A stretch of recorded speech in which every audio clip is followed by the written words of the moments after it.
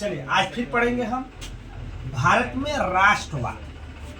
जैसे कि हम राष्ट्रवाद किसे कहते हैं पहले भी जान चुके हैं। राष्ट्रवाद की उदय के कारणों की हमने विवेचना किया, चाहे वह सामाजिक कारण हो, आर्थिक कारण हो, धार्मिक कारण हो या राजनीतिक कारण हो। आज हम चर्चा करेंगे इस चैप्टर के अंतर्गत रॉलेट एक्ट। देखिए रॉलेट एक्ट यह वीवीआई प्रश्न है जो ज्यादातर इस साल एग्जाम में पूछे जाने की संभावनाएं हैं। सबसे पहले से कुछ ऑब्जेक्टिव देख लेते हैं कि रॉलेट एक्ट से किस तरह के ऑब्जेक्टिव पूछे जाएंगे। सबसे पहले आपसे पूछेगा कि रॉलेट एक्ट कानून कब पारित किया गया, तो याद रखेंगे मार्च 1919 ईस्वी। कब पारित किया गया? मार्च 1919 ईस्वी में। अगर आपको पूरा कॉन्फर्म डेट के साथ पूछेगा तो याद रखेंगे 21 मार्च 1919 ईस्वी में।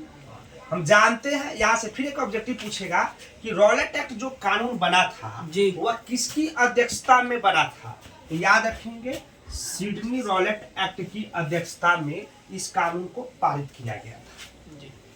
पूछेगा कि किस कानून को काला कानून के नाम से जाना जाता है, तो रॉलेट एक्ट। किस कानून को काला कानून के नाम से जाना जाता है? रॉलेट एक्ट को। पूछेगा किस कानून को काला अधिनियम भी कहा जाता है, रॉलेट एक्ट। तो क्या बोलेंगे? Rowlatt act.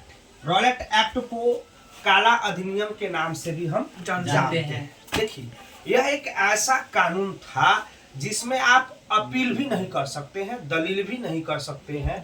शक के आधार पर किसी भी भारतीयों को लंबे समय तक जेल में बंद कर दिया जाता था।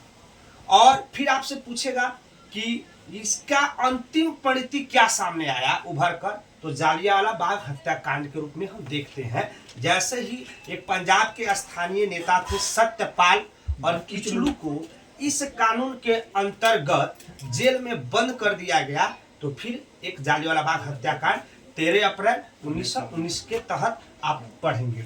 तो सबसे पहले देख लेते हैं कि रॉलेट एक्ट एक लघुत्तरीय प्रश्न है और इसका जवाब कैसे देंगे। तो लिखिएगा कि प्रथम विश्व युद्ध के समाप्ति के बाद भारत में उभर रही क्रांतिकारी गतिविधियों को दबाने के लिए, क्या लिखिएगा कि प्रथम विश्व युद्ध के समाप्ति के बाद भारत में उभर रही क्रांतिकारी गतिविधियों को दबाने के लिए लॉर्ड चैम्सफोर्ड सिडनी रॉलेट की अध्यक्षता में एक कानून पारित किया गया जिसे हम रॉलेट एक्ट के नाम से जानते हैं। लिखिएगा इसे काला कानून या काला अधिनियम के नाम से जानते हैं।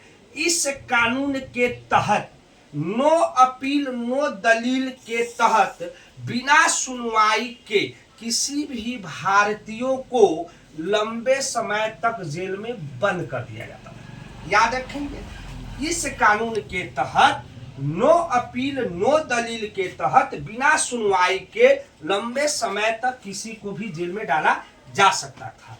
आप पढ़ेंगे इस कानून के विरोध में 6 अप्रैल 1919 ईस्वी 6 अप्रैल 1919 ईस्वी को देशव्यापी हड़ताल आयोजित किया गया, जिसका नतीजा आप पढ़ेंगे 13 अप्रैल 1919 को जालियांवाला बाग हत्याकांड के रूप के सामने आया। तो यहाँ से जालियांवाला बाग हत्याकांड एक प्रश्न बन जाएगा आपको, जो इसके बाद हम पढ़ेंगे कि जालियांवाला बाग हत्याकांड के से आप क्या समझते हैं। उससे पहले फिर एक बार याद रखेंगे कि रॉलेट एक्ट से आप क्या समझते हैं। तो याद रखिएगा प्रथम विश्व युद्ध के बाद भारत में उभर रही क्रांतिकारी गतिविधियों को दबाने के लिए Lord Chelmsford Sydney Rowlatt act की अध्यक्षता में एक कानून पारित किया गया जिसे रॉलेट एक्ट के नाम से जानते हैं। इसे काला कानून या काला अधिनियम भी कहा जाता है। इस कानून के तहत नो अपील नो दलील के तहत बिना सुनवाई के लंबे समय तक जेल में डाला जा सकता था, जो आगे चलकर 6 अप्रैल 1919 ईस्वी को देशव्यापी हड़ताल आयोजित किया गया और फिर इसकी अंतिम परिणाम 13 अप्रैल 1919 को जालियांवाला बाग हत्याकांड के रूप में हम जानते हैं। आगे हम पढ़ेंगे कि जालियांवाला बाग हत्याकांड से आप क्या समझते हैं।